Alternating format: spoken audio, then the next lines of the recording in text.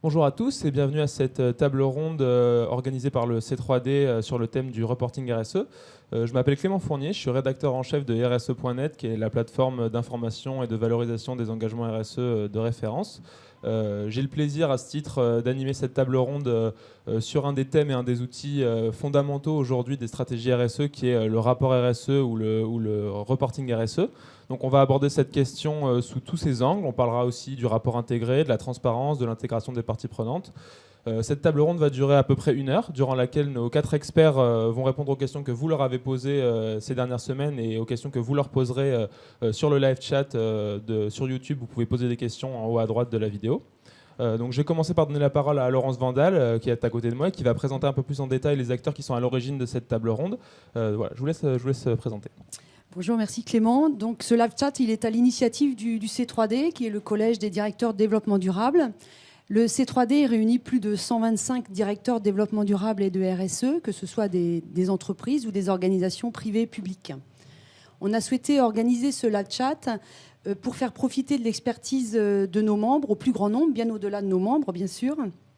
Et c'est une forme de partage, une autre forme de partage que nous proposons à nos membres, en plus du groupe de travail reporting et politique RSE que j'anime, que je pilote. Ce groupe de travail se réunit 4 à 5 fois par an. Il permet aux membres, quelle que soit la taille de leur organisation, quelle que soit la maturité de leur organisation sur le reporting, de pouvoir échanger entre pairs sur nos préoccupations, sur les tendances de place, sur la réglementation. Et à chaque session, on invite un expert, un ou plusieurs experts, pour venir témoigner et enrichir les débats. Très bien. Du coup, je vais introduire un petit peu cette conférence en vous présentant d'abord le thème. Donc, comme vous le savez, le reporting RSE, c'est un outil central aujourd'hui dans toutes les stratégies RSE. Pour ceux qui ne sont pas trop familiers, je rappelle rapidement ce que c'est. C'est un rapport généralement annuel que les entreprises publient pour présenter ce qu'elles font en matière de responsabilité sociale des entreprises, donc de développement durable, si on veut synthétiser comme ça. Et aujourd'hui, il est devenu fondamental parce que d'une part, c'est une exigence réglementaire. Dans beaucoup de pays, on est aujourd'hui obligé de faire un rapport RSE quand on est une entreprise, surtout une entreprise de grande taille. C'est depuis les lois NRE en France, puis les lois Grenelle et enfin la loi de transition énergétique qui complète cette exigence réglementaire-là. Il y a aussi beaucoup d'entreprises qui le font volontairement parce que ça fait partie d'un exercice de transparence quand on fait de la responsabilité sociale des entreprises, quand on fait du développement durable.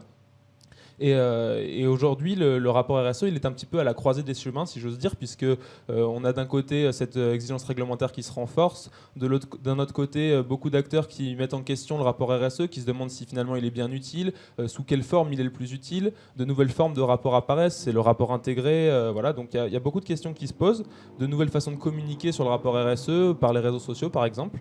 Et donc toutes ces questions-là, elles arrivent à ce moment où la RSE devient fondamentale pour les entreprises, et du coup cet outil qui est aujourd'hui à peine à maturité, il est, comme je disais, à la croisée des chemins.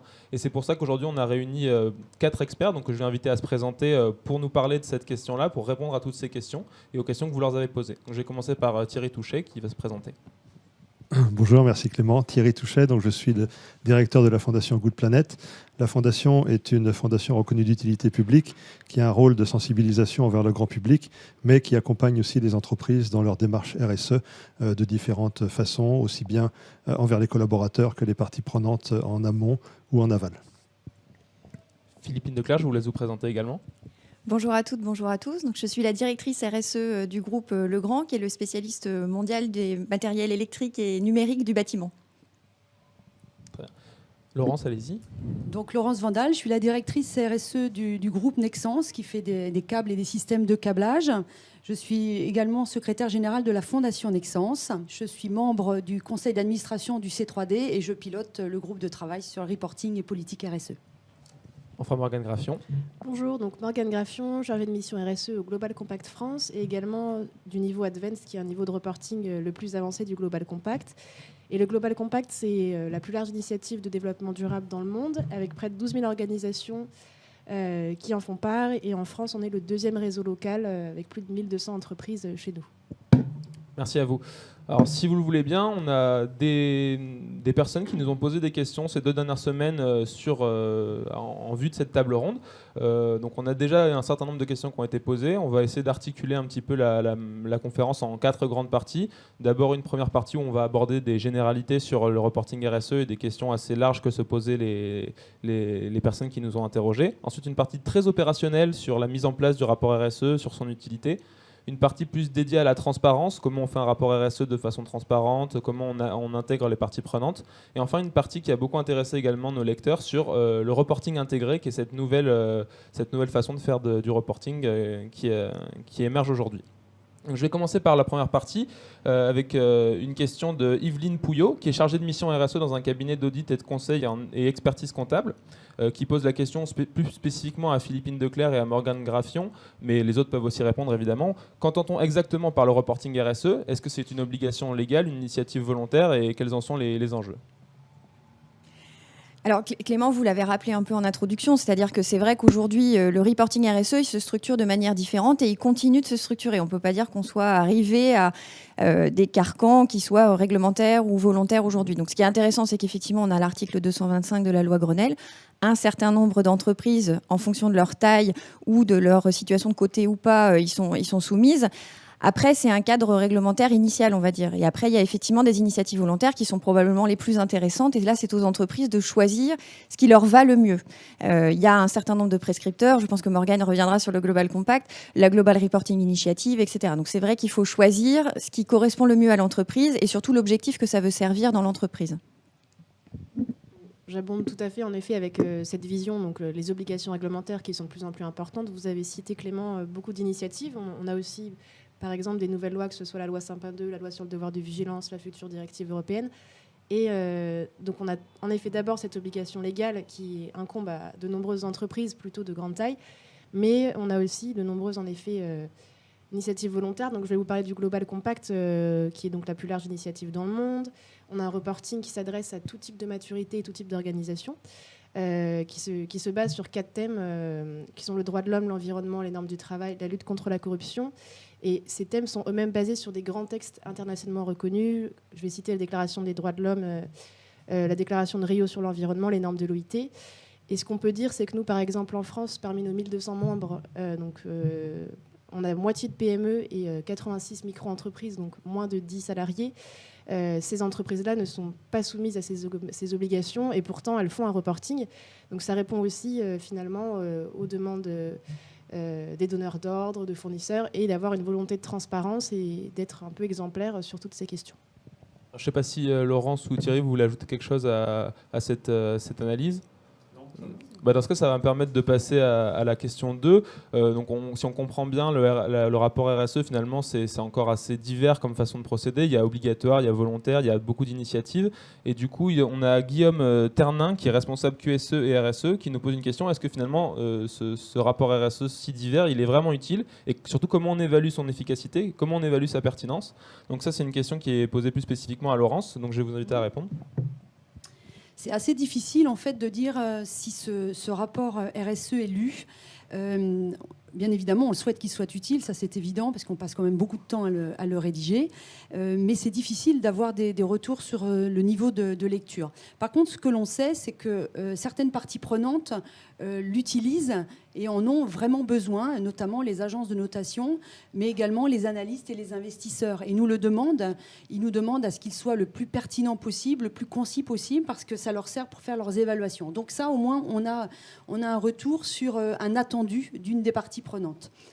Ensuite, on a les jeunes embauchés qui nous disent que c'est un document qu'ils consultent parce qu'en fait, quand ils se connectent pour préparer leur entretien de recrutement, ils se connectent sur un site web, ils veulent découvrir un petit peu mieux l'entreprise à laquelle ils vont peut-être rejoindre. Et c'est un document qui leur permet, de façon assez succincte, d'avoir la culture de l'entreprise, les missions, les valeurs, les marchés, mais aussi les engagements et les démarches qui sont initiées. Donc, c'est peut-être aussi une partie prenante complémentaire qui est servie, donc c'est déjà bien.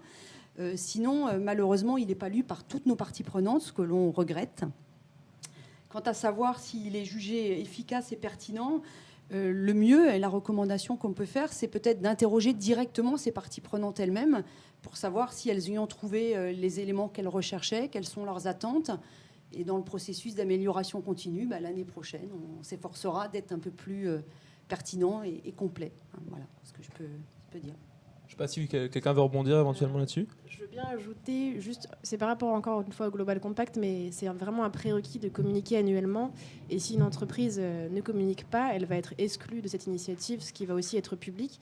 Et j'abonde aussi en votre sens, Laurence, dans le sens où les agences de notation, les agences d'évaluation aussi, de type sur les achats par exemple, prennent vraiment en compte ça, dans les appels d'offres aussi pour les PME. Donc au niveau de l'utilité, il y a vraiment, et en termes de risque de réputation aussi, il y a vraiment des effets économiques également. Thierry, si vous voulez répondre. Oui, c'était à la fois une réponse et peut-être une prolongation. C'est intéressant d'entendre, et nous, en tant qu'ONG, en quelque sorte, on regarde les rapports, on les lit bien sûr avec attention, mais j'ai entendu que c'est essentiellement dirigé vers les analystes financiers, ou tout du moins c'est la plus grande partie des retours que vous avez. Ce qui serait intéressant de savoir aussi, c'est quand on se tourne vers le grand public, qui est un peu notre transition entre entreprise et grand public, si les collaborateurs lisent ces rapports RSE, parce que la RSE est une politique stratégique et interne de l'entreprise. Elle est faite avec les collaborateurs comme partie prenante. Et ensuite, est-ce que les collaborateurs se l'approprient en la lisant, en la commentant et en revenant vers vous? En effet, c'est une question intéressante. Je ne sais pas si vous voulez répondre tout de suite. Ouais.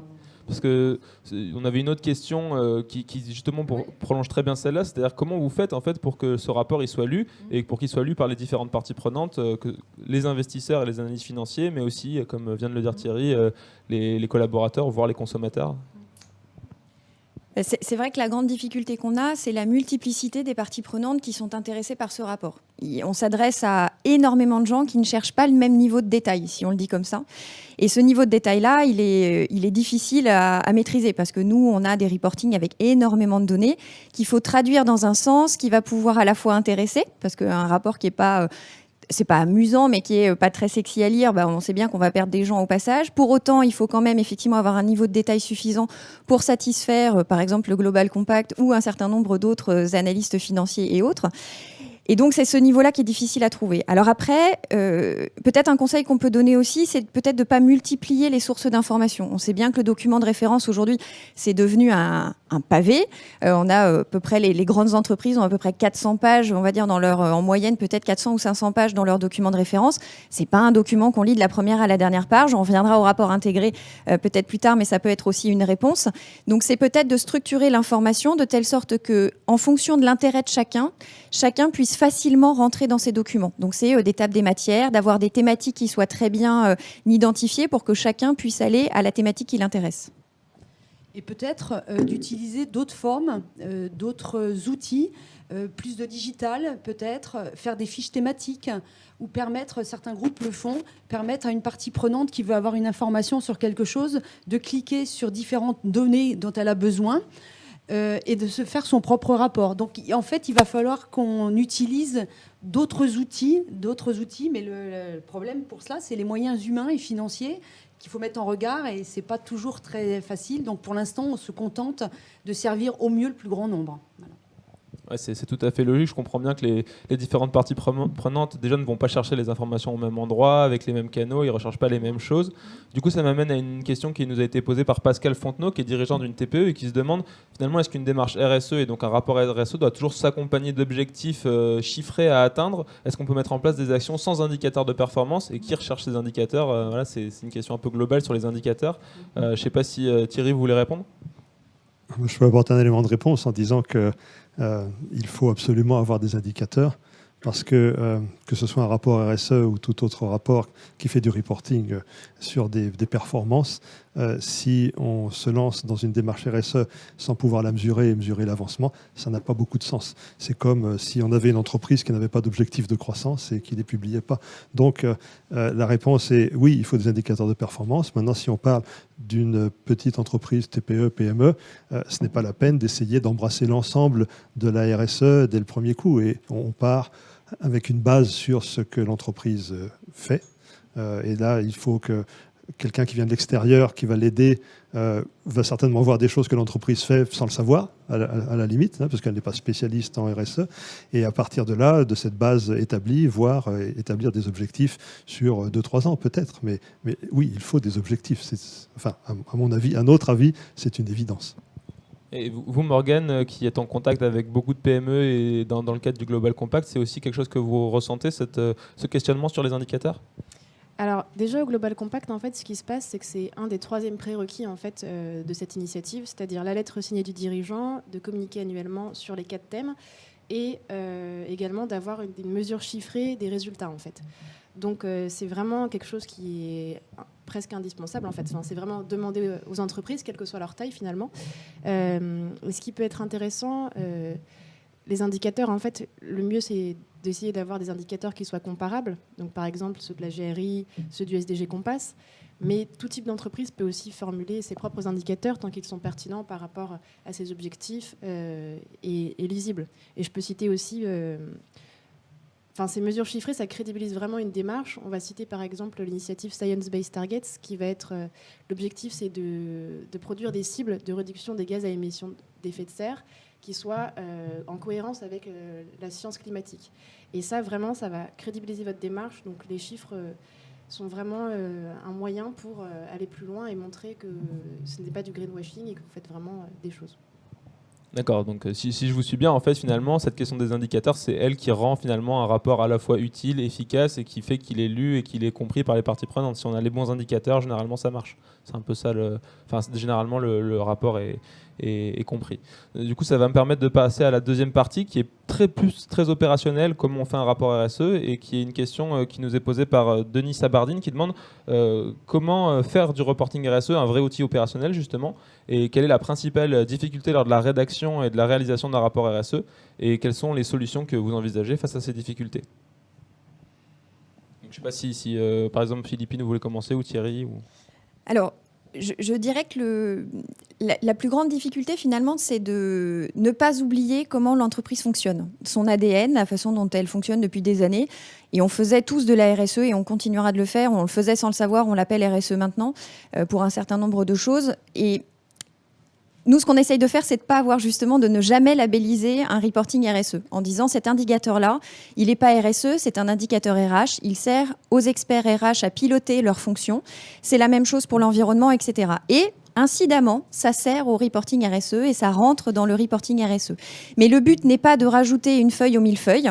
On est bien sur de l'appropriation de chacun des métiers et ça rentre finalement dans leur fiche de poste de faire de la RSE. Mais voilà, c'est pas parce qu'il faut qu'on ait un reporting RSE. Donc ça doit rentrer dans les métiers, c'est eux qui le pilotent, c'est eux qui se l'approprient. Et finalement, la difficulté qu'on a, c'est peut-être que historiquement, ces métiers-là n'avaient pas forcément les mêmes calendriers que nous. C'est ce qu'on disait tout à l'heure, on publie annuellement sur une année fiscale, en l'occurrence pour nous du 1er janvier au 31 décembre. Bon, ces indicateurs-là, ils rentraient peut-être pas exactement à J+6 après un 31 décembre. Et c'est ça qu'il faut mettre tout le monde à ce calendrier-là. Il faut les inciter à avoir cette donnée-là. Après, la deuxième chose, c'est pour un certain nombre d'entreprises, et c'est ce qui est souvent recommandé, d'avoir une couche de certification externe. Et donc là, c'est pareil, c'est de garder l'élément de preuve, de garder le suivi finalement de la construction de cette donnée-là. C'était pas forcément partout, on va dire, la règle dans tous les métiers. Et donc ça, mais c'est très bien, ça nous rend meilleurs. Donc c'est peut-être ça que le reporting RSE apporte. Mais par contre, j'insiste, c'est vrai que chez nous, c'est pas un reporting RSE en plus de ce qu'on fait d'habitude pour les reporting métiers. Thierry, vous voulez compléter peut-être ? La réponse de Philippine était très, très complète. Hein. Ce que l'on peut dire, vu de notre côté en tant qu'ONG et en accompagnant certaines entreprises grandes ou TPE, c'est que un bon rapport RSE, c'est un rapport qui va aussi avoir un rôle de mobilisation en interne. Et donc ce rapport RSE, évidemment, fait participer, très collaboratif avec toutes les parties prenantes, mais cet objectif de mobilisation est important. Et donc c'est là où c'est aussi un outil opérationnel, nous pensons, et la façon de le transmettre, pour revenir un peu, si les gens qui le lisent, on sait qu'il faut en effet, comme Laurence disait, il faut des façons différentes de le transmettre, et on l'a expérimenté en effet dans différents types de collaborateurs au sein d'une entreprise. Donc un bon rapport RSE doit parler et mettre en avant les valeurs de l'entreprise, mais aussi permettre de définir la valeur de l'entreprise. Donc c'est à la fois les deux choses. D'accord. Du coup, j'imagine que tout ça, c'est vraiment une logistique qui est assez complexe. Trouver les données, faire le suivi des données, bien communiquer, c'est quelque chose qui doit demander beaucoup de temps et beaucoup de moyens humains. Et on a justement Clotilde Dameros qui travaille dans le conseil en communication éditoriale et qui nous demande est-ce que finalement, c'est pas plus simple de laisser ce travail-là à une agence spécialisée ou plutôt que de le faire en interne? Qu'est-ce que vous en pensez, vous qui produisez votre rapport RSE dans votre entreprise, Philippine ou Laurence? Signe de vous commencer. Oui, je peux commencer. Moi, l'expérience que l'on a, c'est que nous, effectivement, on confie cette partie à des experts parce qu'on se dit qu'en interne, nous ne sommes pas des experts de la rédaction. Réaliser un rapport, enfin, l'écriture, le fond, la conception éditoriale, c'est un vrai métier que l'on n'a pas. On n'a pas les moyens financiers suffisants non plus pour recruter des personnes pour le faire. Donc, on fait appel à des professionnels qui nous accompagnent. Ça nous permet en fait d'avoir d'abord leur retour d'expérience. C'est des gens qui travaillent à l'état de l'art, donc ils nous font profiter aussi des bonnes pratiques de place. C'est toujours intéressant d'échanger avec eux sur ces sujets-là pour nous améliorer. Et puis ça nous permet aussi de mieux structurer notre démarche parce qu'ils vont nous poser un certain nombre de questions pour mieux comprendre nos attendus, la culture dans l'entreprise, les cibles qu'on veut toucher. Donc, en nous posant toutes ces questions, ça nous invite à aller probablement plus loin qu'on ne serait allé si on avait fait l'exercice de rédaction nous-mêmes. Donc, nous, on fait appel à des professionnels. D'accord, donc c'est le bénéfice d'un regard externe en quelque sorte. Oui, absolument. Okay. Absolument. Et vous alors, c'est le même son de cloche de votre côté ou? Alors nous, on fait justement, c'est pas le même son de cloche. Ça correspond à l'ADN de l'entreprise aussi, je pense. Enfin, on fait tout en interne. Donc on a des metteurs en page, mais à part ça, on fait la rédaction vraiment complètement tout seul. Et c'est chaque expert finalement qui aide à rédiger sa partie. Donc la direction RSE, elle est là un peu en chef d'orchestre pour vérifier que on dit pas 20 fois la même chose, parce qu'il y a forcément des imbrications d'une partie à l'autre. Mais par contre, sur la rédaction, on fait bien tout en propre. Ça s'explique. Alors, comment on fonctionne avec des feuilles de route avec un certain nombre d'années, des objectifs qui restent finalement pour un certain nombre d'années. On a mis en place au départ une structure qu'on souhaitait conserver, et puis on vient bien sûr alimenter des éléments annuels. Et après, et c'est une question qu'on pose à nos opérationnels en disant est-ce que finalement c'est trop de travail, est-ce que vous voulez qu'on fasse différemment? Et ils sont assez contents en fait d'être jusqu'au bout de la chaîne, d'aller porter l'information qu'ils ont construite toute l'année. Ils sont assez contents de la mettre en œuvre, de la mettre en écriture. Ma réponse, c'était pour les brochures RSE que l'on rédige. Par contre, pour le reporting RSE lui-même qui est intégré dans le document de référence, on le fait en interne, de la même façon que Philippine. Mais je parlais des autres brochures RSE. D'accord, très bien. Et alors du coup, pour rédiger un rapport RSE, comment ça se passe dans une entreprise? Est-ce qu'il y a des référentiels détaillés? Est-ce qu'on a un guide sur la rédaction d'un rapport RSE ou d'un rapport RSO? Donc ça, c'est une question que nous pose Johannis ANL, qui est rédactrice de rapport RSO à l'EM Strasbourg. Donc elle demande s'il y a vraiment des référentiels à la fois pour la RSO et pour la responsabilité sociale des organisations et pour la RSE. Morgane, je ne sais pas si vous voulez intervenir. Alors oui, tout à fait. Il existe beaucoup de référentiels pour aiguiller les entreprises, au-delà bien sûr de l'aspect législatif. Mais donc le Global Compact, encore une fois, c'est un référentiel qui est plutôt très reconnu. Donc il va s'adresser à tout type de maturité. Et donc il faut en effet traiter des 4 thèmes que j'ai cités précédemment. Et on a aussi le niveau Advanced, qui est un niveau plus avancé de reporting qui concerne 8% des entreprises. Et là, on va aller plus loin sur les questions de gouvernance, de relations avec les parties prenantes, d'intégration dans la chaîne de valeur, de tout ce qui est question aussi de philanthropie, de rôle envers la société. Donc ça, c'est un premier référentiel qui est suivi par près de 12 000 organisations. Après, on peut citer tout ce qui est ISO 26000, la GRI aussi, Global Reporting Initiative. Là, c'est des lignes directrices qui sont éditées à destination de tout type d'organisation. On a près de 6 000 entreprises qui les suivent, majoritairement des grandes entreprises. Et sur spécifiquement les organisations, on a aussi le Global Compact fonctionne aussi, mais on a aussi des initiatives spécifiques comme par exemple les principes pour un management responsable, donc les PRME de l'ONU. Et je citerai aussi tout ce qui est les objectifs de développement durable de l'ONU, qui sont un nouveau cadre universel qui ont été adoptés par 193 pays aux Nations Unies, qui sont vraiment un cadre qui concerne également les pays, les entreprises, les organisations, les syndicats. La France doit également faire un rapport à ce sujet.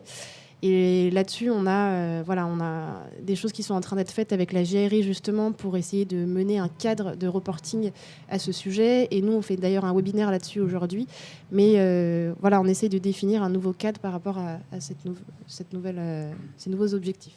D'accord, donc des référentiels variés, quoi, si j'ai bien compris. Laurence, peut-être vous voulez Oui, juste ajouter un autre référentiel. Ce sont d'autres référentiels, ce sont les référentiels sectoriels en fait. Il y a plusieurs secteurs d'activité qui ont créé eux-mêmes leur propre référentiel. Ce qui leur permet d'avoir, pour des entreprises qui travaillent dans un même secteur, des troncs communs, parce qu'ils ont des problématiques qui peuvent être similaires et ils peuvent avoir des indicateurs qui peuvent permettre d'ailleurs d'avoir une certaine comparabilité. Bon, c'est une initiative, les indicateurs sectoriels. Mais il faut toujours garder à l'esprit que de toute manière, chaque entreprise est différenciante de l'autre. Et donc, on ne peut pas toujours cocher les mêmes cases que les autres, mais ça peut servir quand on démarre, au moins quand on démarre un reporting, de savoir ce qui se fait sur la place pour notre secteur d'activité. Donc ça peut aider, ça pourrait aider. D'accord.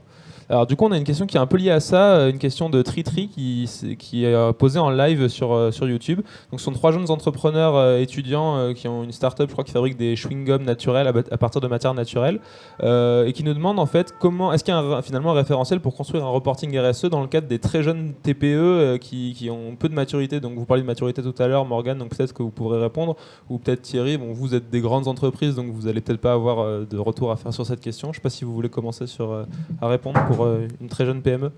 Oui, TPE. alors justement, nous, au Global Compact, en fait, les entreprises de moins de 10 salariés sont directement inclus dans les réseaux locaux. Donc là, au Global Compact France, on a plus de 80 micro-entreprises et elles peuvent faire un reporting, le même cadre du Global Compact, donc sur les droits de l'homme, l'environnement, les normes du travail et la lutte contre la corruption.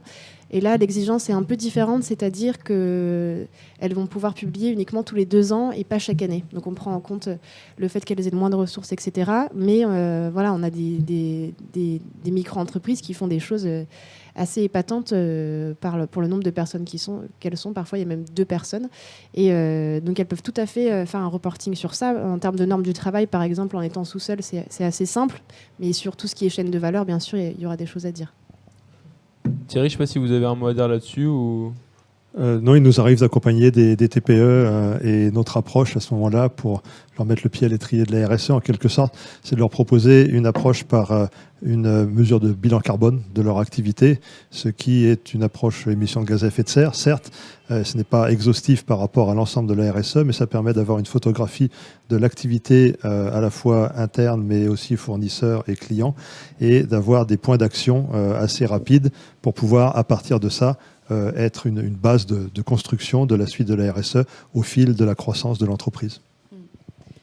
Sinon, au sein du C3D, il y a un groupe de travail sur les TPE et PME et ils ont réfléchi exactement à cette démarche, comment structurer la méthodologie pour bâtir son propre reporting RSE, ce qu'il faut regarder, comment bâtir sa matérialité, quels sont les enjeux pertinents, etc. Donc il y a peut-être des choses qui pourraient aider les personnes qui se sont posées la question au sein du C3D. Il y a un groupe de travail dédié sur les TPE, PME. D'accord, et donc par exemple vous travaillez sur les thèmes que doivent aborder les TPE en priorité dans le reporting RSE. Et vous avez des pistes éventuellement, ou ça dépend vraiment du secteur d'activité Non, il y a une méthodologie qui a été proposée pour que justement, étape par étape, ils puissent définir ce qui est pertinent pour leur activité, comment structurer la démarche, ce qu'il faut faire, comment le faire, etc. Donc il y a absolument quelque chose qui peut tout à fait être approprié en termes de boîte à outils. Très bien. Alors maintenant, on va passer à la 3e partie, si vous voulez bien, qui va plus traiter de la transparence, puisque finalement, le reporting RSE, en soi, c'est un exercice de transparence des entreprises sur ce qu'elles font en termes de développement durable. Donc, on a une question assez pertinente de Johanny Sénel, qui est toujours notre rédactrice de rapport RSE, qui demande si jamais, en matière de RSE, on a peu de choses qui sont faites au sein de l'organisation. Comment on peut parler de ce sujet ? Est-ce qu'il faut dire finalement qu'on n'a pas beaucoup de choses à dire ? Est-ce qu'il faut être honnête ? Et finalement, ça rejoint aussi un peu la question précédente sur les TPE, puisque généralement les TPE sont peut-être moins avancés dans ce processus-là. Donc voilà, est-ce qu'il faut tout dire, même si on a peu de choses à dire, et comment le dire ? Ouais. Rester honnête, ça c'est évident. Il faut toujours rester honnête, mais rester aussi modeste quand on fait un reporting, parce que il faut faire attention à ce que l'on dit, à la façon dont on valorise ces actions et ne pas rentrer dans du greenwashing, à vouloir trop en dire. On dit un peu n'importe quoi. Mais par contre, je n'ai aucun doute sur le fait que toutes les entreprises, toutes les organisations, quelle que soit leur taille, elles font des choses. Elles font des choses, elles savent peut-être pas toujours très bien comment les valoriser, mais elles font inévitablement des choses. Donc je crois qu'il faut commencer par des choses simples pour présenter les engagements, illustrer la démarche, illustrer les actions et peut-être de se donner des objectifs de ce qu'on souhaiterait faire dans le futur, et ça permettra comme ça de mieux guider les formes de valorisation.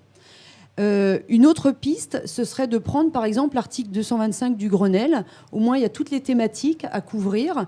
Ils peuvent cocher les différentes cases et de se dire là, je suis confortable, effectivement, j'ai des choses à raconter. En quantitatif, peut-être avec des indicateurs ou pas, ou en qualitatif pour démarrer. Et peut-être de voir les endroits où ils sont moins confortables. Et là, ils vont voir que sur certains sujets, s'ils ne savent pas trop quoi dire, c'est qu'il y a une démarche qu'il faut initier et peut-être de rentrer dans une réflexion pour dire qu'est-ce qu'on pourrait faire en matière en fonction du sujet sur lequel ils seront un petit peu moins à l'aise. Enfin, moi, je pense qu'il faut partir comme ça, de façon itérative. Donc partir peut-être des objectifs et puis de ce qu'on a déjà mis en place. Oui, avant de se fixer les objectifs, c'est de savoir où on veut arriver, ce qu'on veut faire, quelle histoire on veut raconter, et puis de partir de qui on est, ce que l'on fait, comment on le fait et comment on voudrait mieux le faire. Voilà. D'accord. Thierry Touchet, peut-être un mot là-dessus, puisque vous disiez que vous accompagnez parfois des petites structures qui avaient cette problématique. Oui, je reviendrai tout à fait comme ce que dit Laurence. Faut-il être honnête ? C'est une évidence. Il faut être honnête. Ça pose d'autres questions. Faut-il être honnête ? On peut y revenir plus tard. Mais une entreprise, là, la question est posée dans le cadre d'une petite entreprise qui fait peut-être peu de choses et qui fait peut-être plus qu'elle ne le sait. Mais je crois que même au sein de cette question peut s'appliquer aussi à une grande entreprise qui a déjà une procédure RSE établie et qui, par définition stratégique, parce qu'il y a un lien entre stratégie et RSE, décide dans un domaine particulier de sa RSE de creuser, d'aller beaucoup plus avant, d'un peu une approche laser, et c'est un peu la même chose, la même réponse. Et dans ce cas, et là je vais parler un peu en tant qu'ONG, nous on professe de faire appel à un tiers extérieur, parce qu'il y a une vision extérieure, et même s'il y a la culture de l'entreprise qui fait tout en interne, c'est jamais bien mauvais d'avoir une vision extérieure.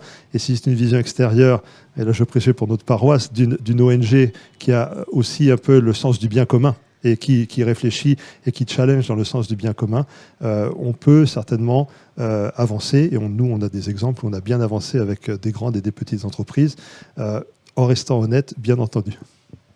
D'accord.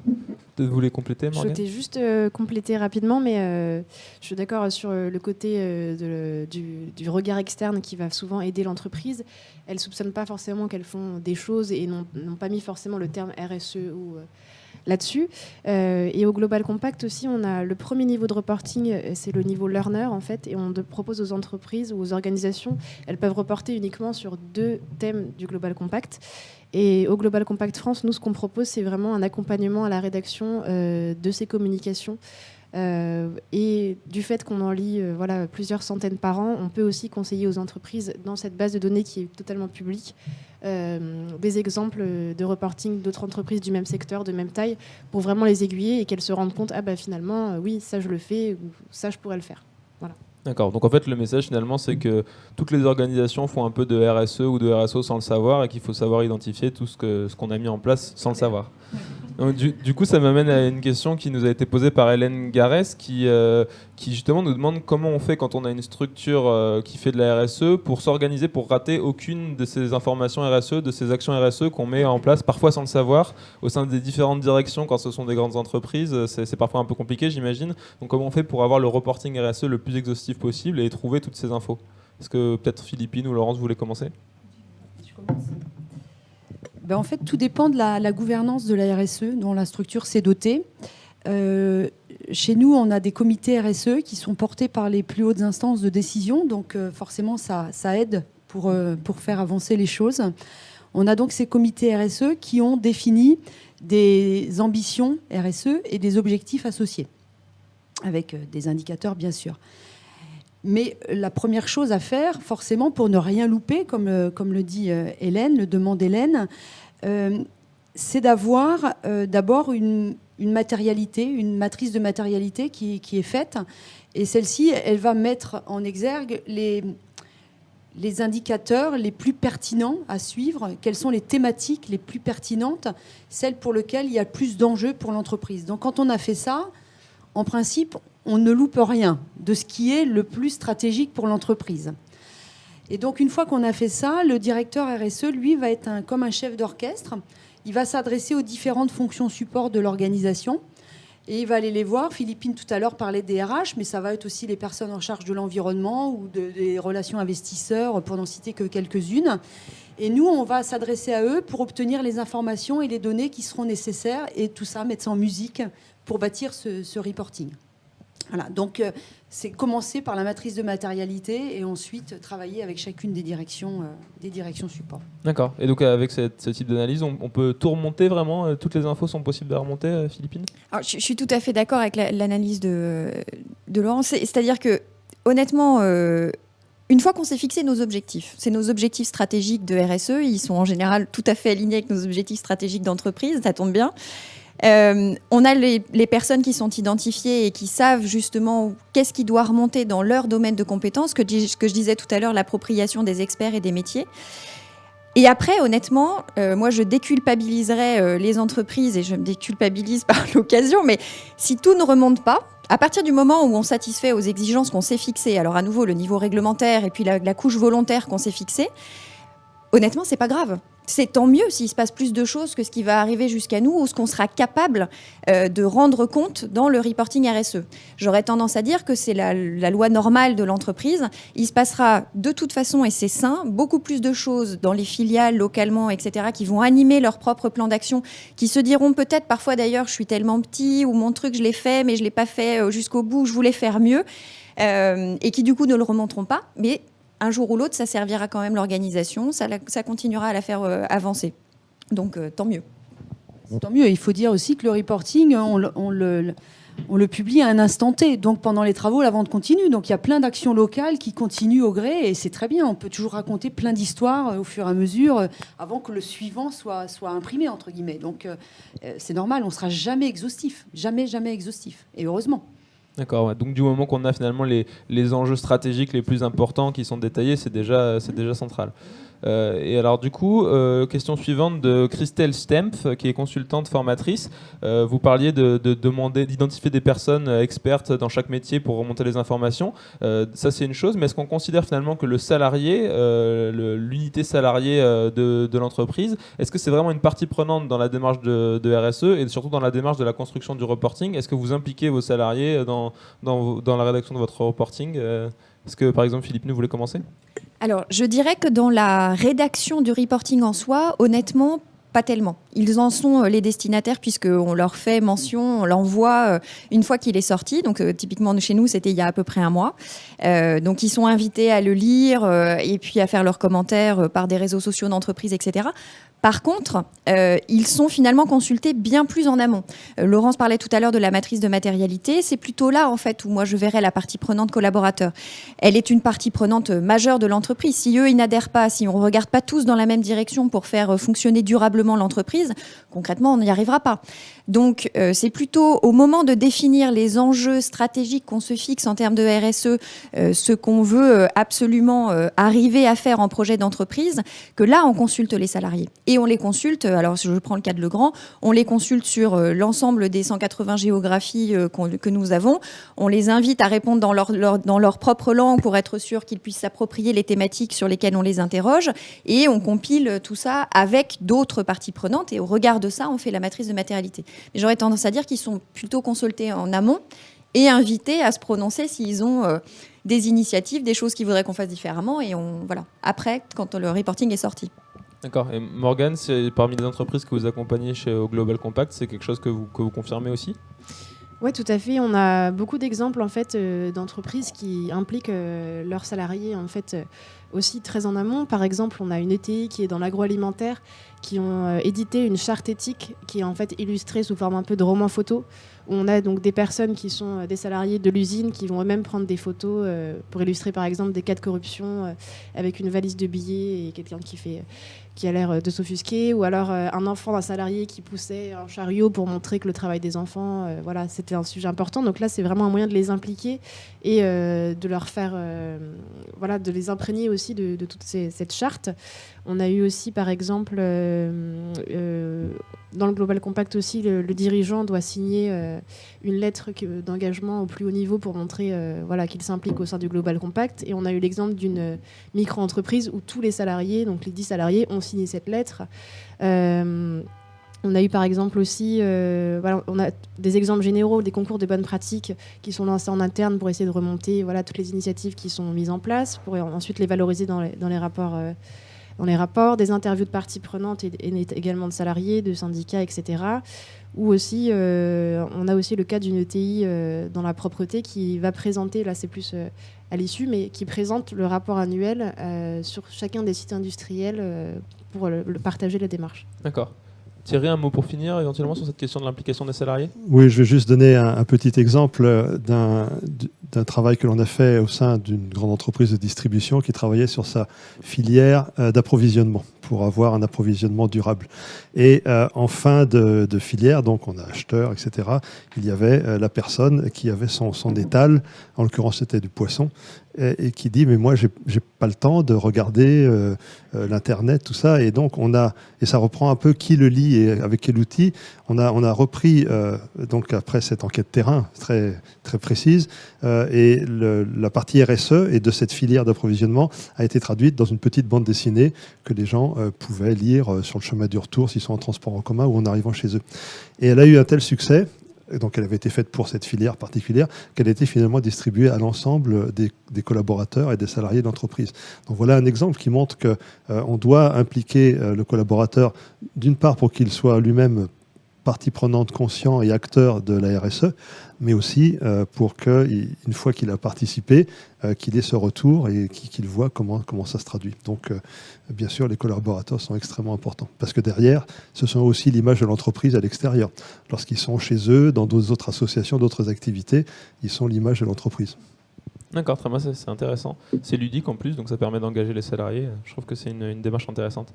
Maintenant, si vous voulez bien, on va passer à la dernière partie qui va être sur le rapport intégré. Mais avant ça, j'aimerais poser une question qu'on nous a posée sur le live chat, donc de Benjamin Taulier, qui nous demande quelle est la part que joue le mécénat dans le reporting RSE. Alors, je ne sais pas si parmi les grandes entreprises qui sont présentes, vous avez une politique de mécénat très développée, si vous voulez répondre là-dessus, ou si vous, au sein du Global Compact, ou Thierry, vous voulez répondre. Alors, pour le grand, nous, ça fait partie. Donc, notre reporting RSE, il est organisé autour de 4 axes, que sont nos utilisateurs, la société, les collaborateurs et l'environnement. Et donc, au sein de l'axe société, on a justement toute une partie qui est sur le mécénat. Alors, on a l'éthique, les achats responsables, et puis le mécénat, qui est une part importante parce que de la façon dont nous, on a pensé le mécénat, mais je pense qu'on est nombreux à le faire comme ça, on est sur des actions très terrain qui sont tournées vers nos métiers. Donc, on participe beaucoup aux activités d'électriciens sans frontières parce que du coup filière électrique oblige et puis on a une fondation Legrand qui agit sur des projets de terrain, etc. Donc ça fait complètement partie de l'aspect communauté, finalement de l'aide aux communautés que portent les grandes entreprises, et c'est une responsabilité, je pense qu'on est nombreux à avoir embrassé, déjà parce qu'elle faisait souvent écho à des choses qu'on faisait finalement localement dans les filiales, et puis après le reporting RSE permet de consolider tout ça, mais c'était des choses qui existaient déjà et ça permet d'en rendre compte parce qu'effectivement c'est à la fois important et puis c'est une interrogation de certaines de nos parties prenantes. Donc c'est pour ça qu'on en rend compte. D'accord. Nous, à l'identique de Legrand, on a dans nos ambitions un axe forcément sur la partie sociétale qui couvre l'éthique des affaires, mais également la fondation Nexence, qui pour nous est basée sur l'accès à l'énergie, un petit peu comme vous. On travaille aussi avec des grands partenaires dans le domaine de l'accès à l'énergie. Donc on valorise bien évidemment les actions, les projets soutenus par la Fondation dans notre reporting RSE, mais on valorise aussi les actions qui localement sont entreprises par nos collègues, qui peuvent être qui de nettoyer des plages, qui de soutenir des universités, etc. Enfin bon, donc il y a énormément d'initiatives locales en dehors de la Fondation qui sont aussi qui sont soutenues localement, donc on les valorise au sein de ce reporting. Il y a les deux volets. D'accord. Je ne sais pas si l'un de vous, Morgane ou Thierry, vous voulez ajouter un dernier mot là-dessus. Je veux bien ajouter aussi que vraiment le Global Compact encourage tout à fait l'implication auprès de la société civile en général, et que c'est notamment un des critères du reporting avancé sur la prise de position publique, les actions de mécénat, de philanthropie. Enfin, c'est vraiment quelque chose qui est plus qu'important en termes de RSE de prendre en compte. D'accord. Thierry, un petit...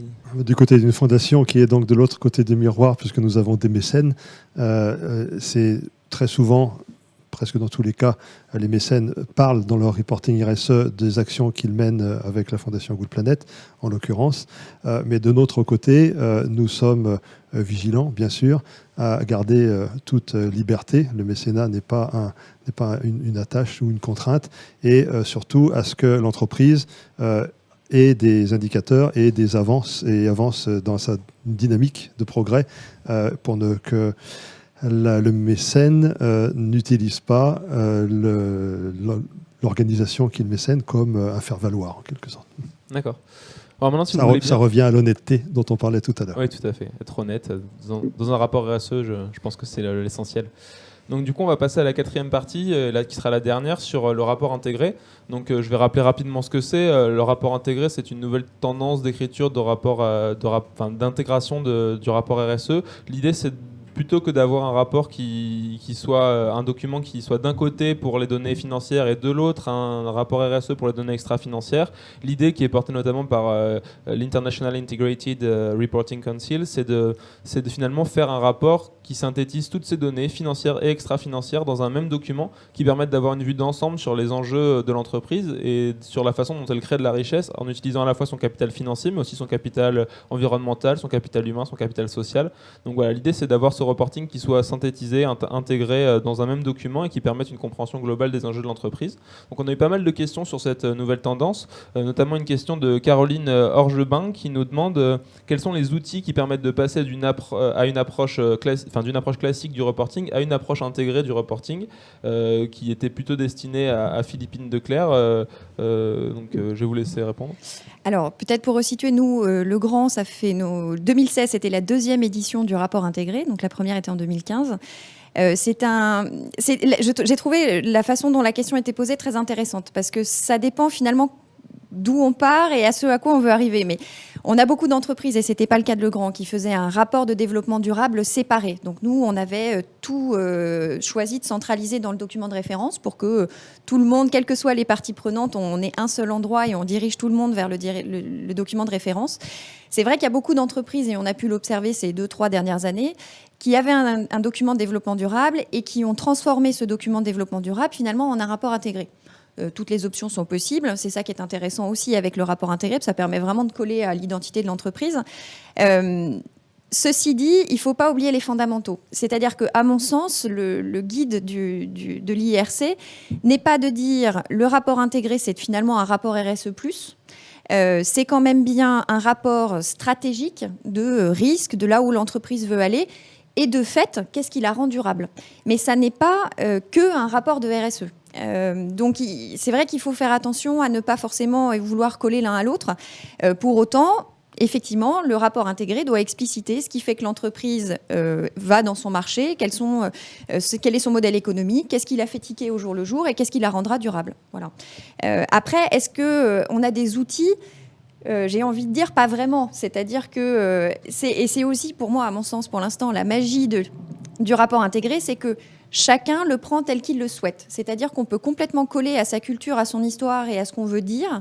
On peut faire des rapports de 50 pages, de 70 pages ou de 10 pages. Alors nous, on a choisi de faire très court pour faire très lisible et qu'on puisse vraiment se dire on emmène le lecteur de la page 1 à la page 11 parce que sinon, on sait que dès qu'on en met plus, c'est plus compliqué de le lire en entier. Mais donc, il n'y a pas vraiment d'outils. J'aurais tendance à dire c'est plus une méthodologie de se dire en interne qu'est-ce qu'on veut faire et à qui on le destine. Et de fait, comment est-ce qu'on s'organise? Quelle gouvernance on met derrière pour pouvoir avoir un document qui, à la fin, présente réellement les risques et les opportunités de l'entreprise d'un point de vue financier, extra-financier et stratégique. Voilà.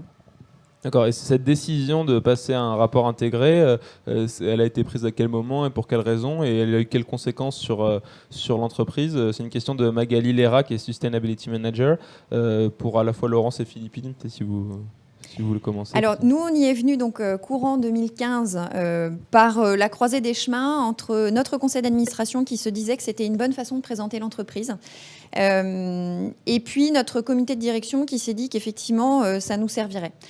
Donc c'est ce que je disais, on n'avait pas de rapport de développement durable en plus finalement de nos publications dans le document de référence. Donc pour nous, c'était une création d'un reporting additionnel éventuellement.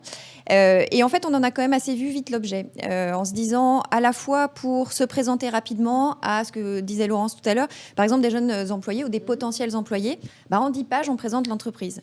Envoyer le document de référence, c'est pas forcément leur faire un cadeau.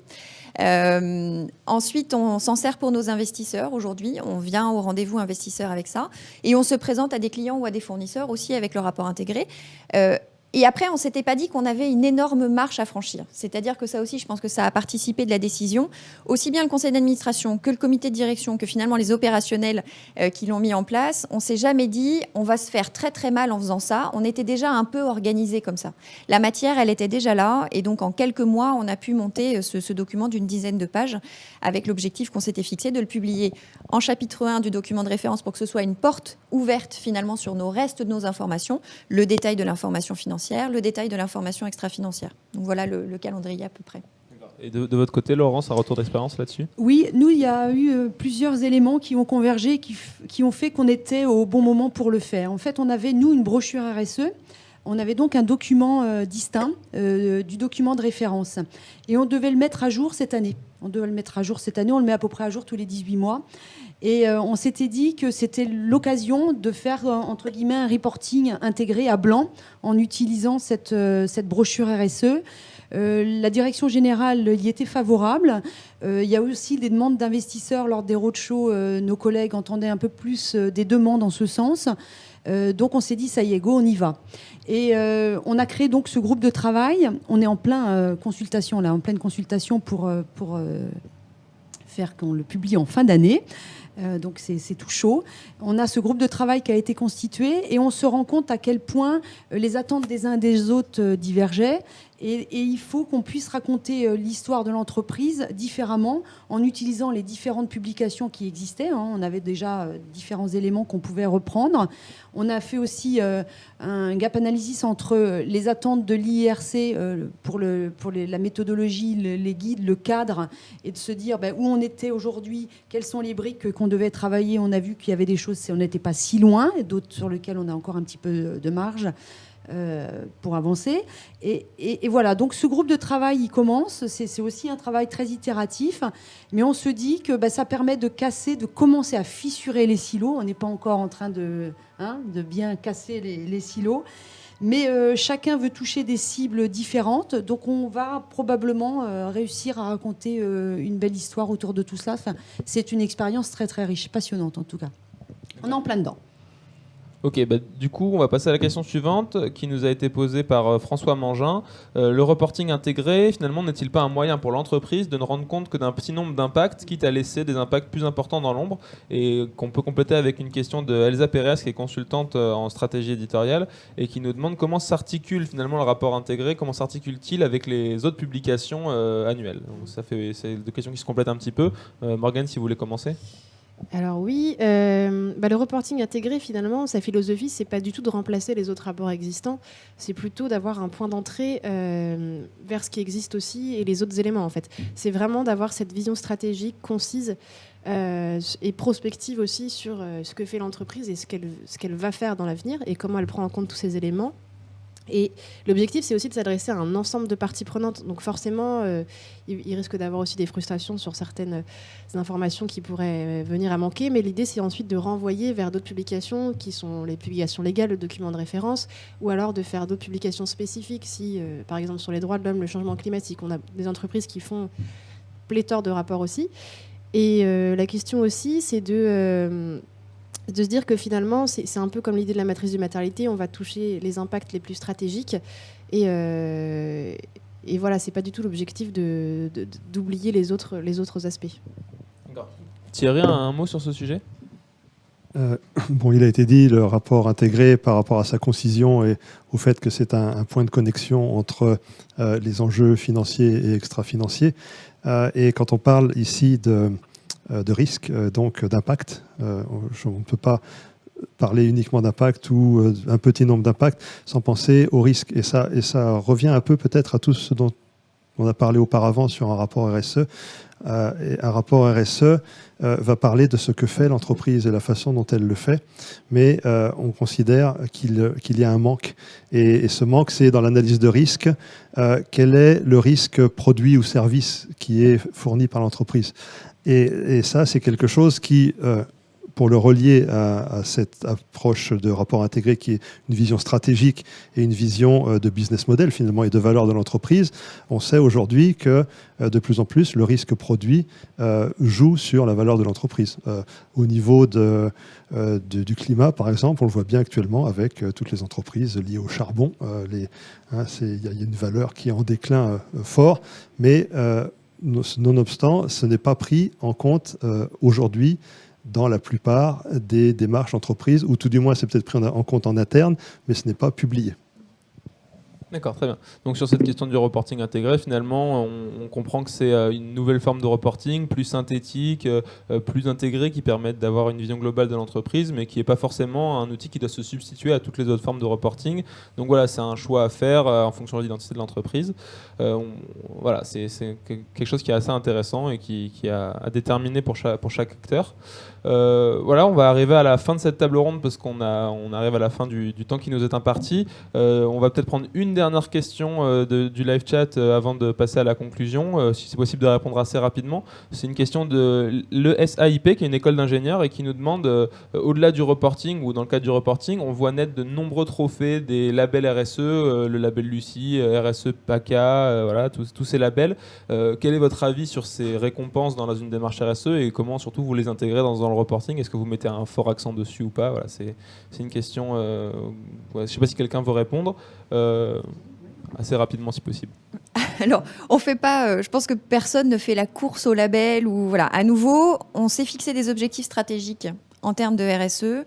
Et après, il y a des éléments qui crédibilisent finalement à la fois les efforts qui ont été faits en interne pour arriver à des chiffres, du quantitatif ou du qualitatif. Et du coup, ça rend compte quand même d'un niveau de performance. Donc c'est là où il faut bien choisir quand même ses batailles, de ne pas tomber dans du conflit d'intérêts, etc. Mais voilà, il y a à boire et à manger dans les labels. Personne ne fait la course absolument pour en avoir le maximum sur une étagère. Je ne pense pas qu'on soit là-dedans. Par contre, on essaie de cibler et parfois, ça rend compte à la fois du travail qui a été fait en interne et ça permet de crédibiliser la démarche en externe. Voilà. D'accord. Un mot là-dessus, peut-être les autres? Non? Très bien, dans ce cas, on va pouvoir clôturer cette table ronde passionnante sur le reporting RSE. Donc d'abord, je voudrais vous remercier tous les quatre d'être venus et d'avoir participé à ces échanges. Remercier également le C3D qui a créé cet événement et qui a mobilisé les acteurs autour de ces questions. Donc on voit bien que le reporting RSE, c'est une question c'est un enjeu qui porte encore beaucoup de questions, beaucoup de problématiques, et encore en construction, et beaucoup d'entreprises se posent des questions là-dessus.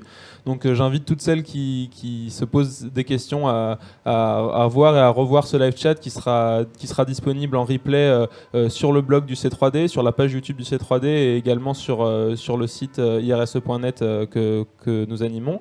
Vous pourrez également suivre les résultats des travaux du groupe de travail du C3D sur la question. Je vais laisser Laurence conclure sur ce sujet et je suis désolé pour ceux dont on n'a pas pu prendre les questions sur le live chat. On n'a pas tout le temps non plus.